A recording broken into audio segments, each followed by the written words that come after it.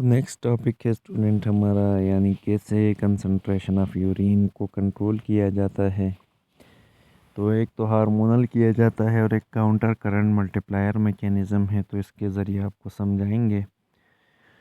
तो सबसे पहले देखें, वाटर रीअब्ज़ॉर्ब होता है पूरे नेफ्रॉन के अंदर, और जब यहाँ हाइपरटोनिक यूरिन की फॉर्मेशन होती है,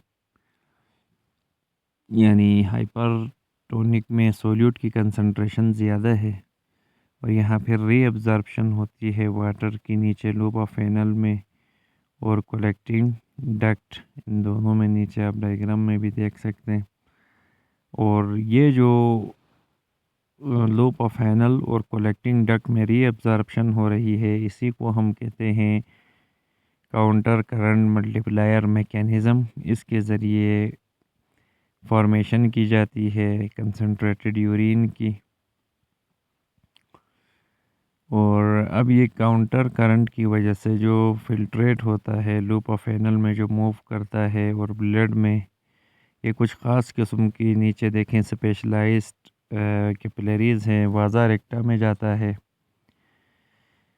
और यहाँ पे वाटर 99.5% वाजा रेक्टा में क्या होगा, रीअब्ज़ॉर्ब होगा। और फिर यहाँ नीचे जो असेंडिंग लूप है या लिम्ब है, यहाँ सोडियम जो chloride out of the limb आएगा और ये सराउंडिंग एरिया में जाएगा, उसको इंटरस्टिशियम कहते हैं।